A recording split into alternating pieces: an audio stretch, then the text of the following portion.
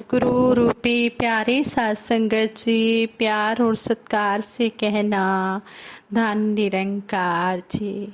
साथ संगत जी, सबसे पहले तो दासी सारे साथ संगत को 76वें निरंकारी वार्षिक संत समागम की सेवा का उद्घाटन सतगुरु माता सुदीक्षा जी महाराज के कर कमलों से और निरंकारी राजपिता जी के कर कमलों से होने की खुशी में लख लख बधाई देती है और सतगुरु माता जी के चरणों से यही आशीर्वाद मांगते हैं कि सभी संत महात्मा ज़्यादा से ज़्यादा सेवाएं करें और सतगुरु के आशीर्वाद प्राप्त करें, सतगुरु के दर्शन करें। सतगुरु माता सुदीक्षा जी महाराज ने अपने विचारों में समझाया भी है कि सेवा वही सफल है जो भाव से की जाए।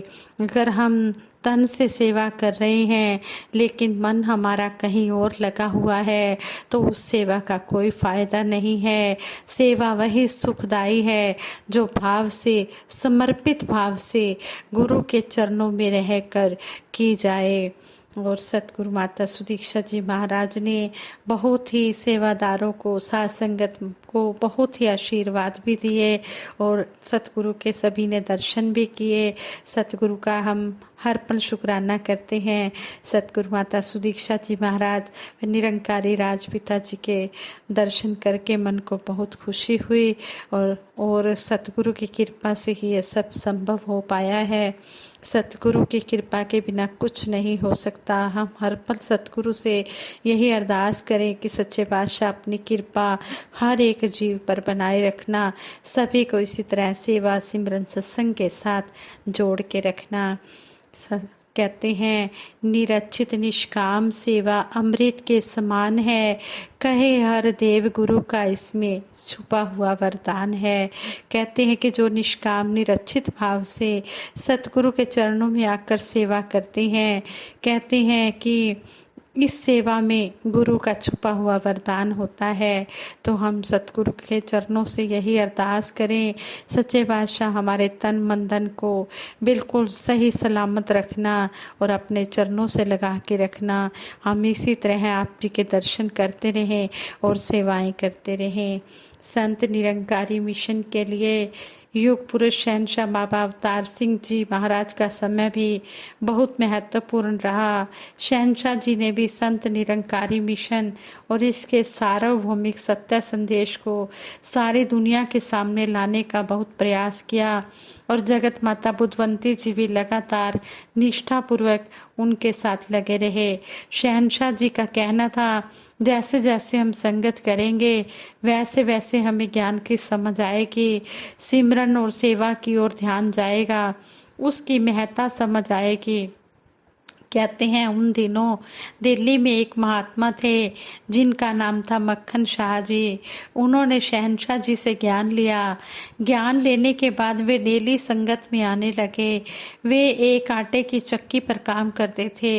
एक दिन शहनशाह जी ने साथ संगत में विचार करते हुए सेवा पर रोशनी डाली।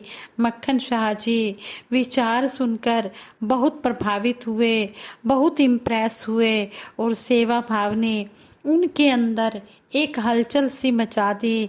फलस्वरूप उन्हें नौकरी से पहली बार, जॉब से पहली बार जो सैलरी मिली वह सारी माया पॉकेट से निकालकर शहनशाह जी के चरणों में महात्मा मक्खन शाह जी ने भेंट कर दी। नमस्कार करते हुए उनके चेहरे पर चमक और आत्म संतोष था। शहनशाह जी ने उनके सेवा भाव को देखकर भरपूर आशीर्वाद दिया। जब मक्खन शाह जी संगत के बाद घर पहुंचे तब भी खुशी की चमक उनके चेहरे पर बरकरार थी, ज्यों की त्यों थी। उनकी पत्नी ने जब सैलरी के बारे में पूछा तो एक पल के लिए उन्होंने आंखें बंद की, अपने मन को गृहस्थी में ले आए और बोले, आज मालिक ने तनख्वाह सैलरी नहीं दी है, कोई बात नहीं, मेरा मालिक कल सैलरी दे देगा। अगले दिन फिर पत्नी ने पूछा, सैलरी मिली क्या? फिर वही जवाब, आज कल में मेरा मालिक सैलरी दे देगा। 2 बार झूठ बोलकर वह महात्मा परेशान तो हो गए और निरंकार प्रभु से अरदास की कि अब मैं कब तक झूठ बोलता रहूं, अब आप ही सहाय हो। अरदास करके वो महात्मा अपने काम पर चल पड़े। सुबह सुबह जब वो अपने काम में लगे हुए थे, तब मालिक ने आवाज देकर उन्हें अपने पास बुलाया और कहा, मक्खन शाह, मैं तुम्हारे काम से बहुत खुश हूँ।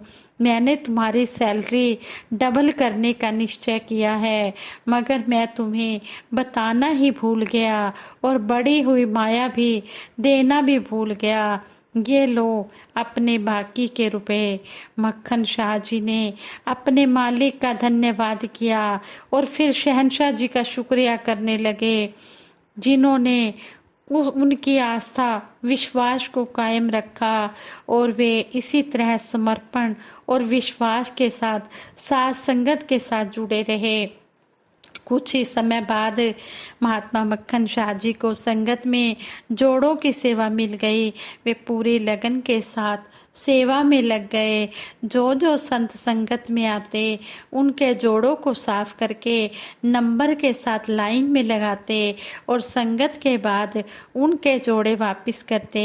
यह सिलसिला इसी तरह चलता रहा।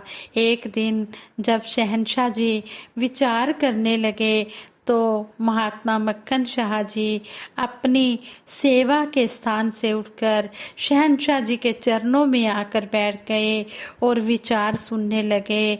विचार खत्म हुए, सारी संगत वापिस अपने अपने घरों को लौट गई। तब शहंशाह जी ने महात्मा मक्खन शाह जी को अपने पास बुलाया और समझाया, जब आप जोड़ों की सेवा में बैठे हों या कोई भी सेवा निभा रहे हों, तो सतगुरु की विचार का आनंद वहीं पर ही बैठ कर लिया करो, क्योंकि ऐसे सेवा का स्थान छोड़कर आओगे और इस बीच अगर किसी को अपने जोड़ों की जरूरत पड़ी तो वो संत परेशान होगा। दूसरा, अगर किसी संत का जोड़ा इधर उधर हो गया या किसी से बदल गया, तो उसको संगत से जो मस्ती जो खुशी मिलती है उसमें रुकावट पड़ जाएगी, उसमें विघ्न पड़ जाएगा, उसमें बाधा पड़ जाएगी। महात्मा मक्खन शाह जी ने शहंशाह जी के वचनों को सत वचन करके अपनाया और भक्ति का आनंद लेते रहे। इस तरह शहंशाह जी ने उन्हें भक्ति और सेवा की सही राह बताई। शहंशाह जी का युग वास्तविकता में सादगी, प्यार, सत्कार और सहज भक्ति का युग था, जो संतों भक्तों को हमेशा प्रेरणा देता रहेगा। साध संगत जी, जो हम ये बातें सुनते हैं, पढ़ते हैं, हमने इन पर मनन भी करना है, इनको कर्म रूप में इम्प्लीमेंट भी करना है। सतगुरु माता सुदीक्षा जी महाराज भी आज यही चाहते हैं कि शहंशाह जी का युग, शहंशाह जी वाला युग वापस लेकर आना है। शहंशाह जी वाले युग में हमेशा सतवचन ही होता था। जो भी सेवा का आदेश आ गया, सत्संग का आदेश आ गया, उसी समय सतवचन करके उसको मान लेना। इसी तरह सतगुरु माता सुदीक्षा जी महाराज भी हमें हर पल अपने विचारों द्वारा यही समझाते हैं कि सेवा कोई भी छोटी या बड़ी नहीं होती, सेवा तो सेवा ही होती है। जहाँ पर भी सेवा मिले वहीं पर ही सेवा करने लग जाओ। ये नहीं कि अगर कई सालों से प्याऊ की सेवा कर रहे हैं या जोड़ों की सेवा कर रहे हैं और कुछ सालों के बाद अगर अधिकारी ने कह दिया कि आप इस सेवा से आप दूसरी सेवा पर चले जाओ, तो उस समय ये नहीं कि उस सेवा को तो हम अच्छी तरह कर लेते थे, हमें तो वही सेवा ही करनी है। नहीं, उस समय नतमस्तक हो जाओ और सत्वचन करो और यही कहो कि जो भी सेवा मिल रही है, हमने सेवा को सेवा के भाव से करना है। संपूर्ण हरदेव वाणी में सतगुरु बाबा हरदेव सिंह जी महाराज हमें इस शब्द द्वारा भी समझाते हैं, गुरु वचनों को मान के मन से जो सेवा की जाती है, सबसे उत्तम सबसे ऊंची वो सेवा कहलाती है। सेवा कोई छोटी है ना कोई सेवा बड़ी है, सेवा तो बस सेवा होती है। सेवा करने का हमारे मन में भाव होना चाहिए। हम सच्ची लगन से, सच्ची तड़फ से हम सेवा करें, सच्चे भाव से हम सेवा करें। जहाँ पर भी सेवा मिल जाए, हमने उस सेवा को सेवा की भावना से करते चले जाना है। और सतगुरु माता सुदीक्षा जी महाराज तो हम पर इतनी रहमतें लुटा रहे हैं। सतगुरु माता जी ने कह दिया है कि समागम ग्राउंड में अब सेवाएं खुल गई हैं। 17 तारीख से सतगुरु माता जी ने सेवा का उद्घाटन कर दिया है और सतगुरु माता जी ने कहा है कि 18 सितंबर से 21 नवंबर तक सभी महात्मा, कोई भी सेवा दल का हो या संगत का हो, सभी सुबह 5:30 से 7:30 बजे 2 घंटे की सेवा करने के लिए यहाँ पर आ सकते हैं। सभी के लिए सेवा का दरबार खुला है। ये नहीं कि सेवा दल वाले सेवा कर सकते हैं, नहीं, संगत भी कोई भी किसी भी रूप में है वो आकर सेवा कर सकता है। सेवा का मन में भाव बनाना है। चेतन और सजग रहकर जो सेवा करता जाता है, कहे हरदेव सुखों से अपना दामन भरता जाता है। सतगुरु माता जी ने हमें यह भी समझाया है कि सेवा करते समय हमने अलर्ट रहना है, सावधान रहना है, हमने चेतन और सजग रहकर सेवा करनी है और सतगुरु निरंकार के आशीर्वादों से अपनी झोलियाँ खुशियों से भरनी है। हमने इस बात को मानना है। अगर हम गुरु को मानते हैं तो हम गुरु की भी माने, तभी हम इस ज्ञान पर चल सकते हैं। अगर हम गुरु को मानते हैं लेकिन गुरु की नहीं मान रहे तो फिर कोई भी लाभ मिलने वाला नहीं है। इसलिए हमें सतगुरु हर पल भक्ति के रास्ते पर चलते हुए यही सिखाते हैं कि हमने हुक्म में रहकर सेवा करनी है। जो हुक्म में रहकर सेवा की जाती है वही सेवा परवान होती है। माना हुक्म तो जीवन सुखों से भर गया, टाला हुक्म तो जीवन दुखों से भर गया। अब ये हम पर डिपेंड करता है कि हम किस भाव से सेवा करते हैं, हम क्या लेना चाहते हैं। सतगुरु के दरबार में तो सब कर्म करने की आज़ादी है। इस परमपिता परमात्मा ने कर्म करने की आज़ादी दे दी है। अब ये हम पर डिपेंड करता है कि हम कर्म कैसे करते हैं। हमें तो सतगुरु पल पल पर हमें अलर्ट कर रहे हैं, पल पल पर हमें जगा रहे हैं कि उठ जाग मुसाफिर भोर भई, अब रैन कहाँ जो सोवत है। जो सोवत है सो कोवत है, जो जागत है सो पावत है। सतगुरु तो सारे संसार को जगाने के लिए आए हुए हैं और समझा भी रहे हैं कि तू मुसाफिर है, ये तुझे नहीं पता कितने दिन के लिए तूने इस सराय में रहना है। उठ जा, जाग जा, और अब यह तेरी जागने की वेला है। गफलत की नींद से जाग जा और इस परम पिता परमात्मा को पाले। अगर तू सोया रहेगा तो तू सब कुछ खो जाएगा, और अगर जाग जाएगा तो इस परम पिता परमात्मा को पालेगा और अपना जीवन धन्य कर लेगा। इसलिए कहते हैं संपूर्ण अवतार बाणी में भी शहनशाह जी समझाते हैं, गुरु दर्शन दा फल है वड्डा, मन नू पाक बढ़ांदा है। गुरु चरना दी तूड़ी पाके मन मैला धुल जांदा है। सतगुरु के दर्शन करके, सेवा करके गुरसिख अपने आप को बहुत ही धन्य मानता है और सतगुरु का शुक्रगुजार करता है।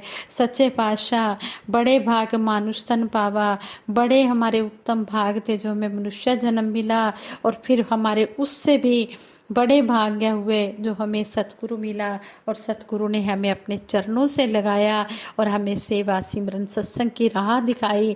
अब इस पर हमने चलना है। सतगुरु ने हमें रास्ता दिखा दिया है और सतगुरु का हम हर पल शुक्रगुजार करते रहें और सतगुरु से यही आशीर्वाद मांगें, हे सच्चे पातशाह इस तन को, मन को बल देना और धन भी इतना देना कि हम संतों की सेवा में धन भी लगा सकें और तन से भी हम भाग भाग कर सेवाएं करें। ये सेवा करने का भरपूर मौका सतगुरु ने दिया है, इसको अब हमने गंवाना नहीं है। सतगुरु से आशीर्वाद लेकर हमने आगे से आगे सेवा सिमरन सत्संग में बढ़ते चले जाना है। साथ संगत जी, प्यार से कहना, धन निरंकार जी।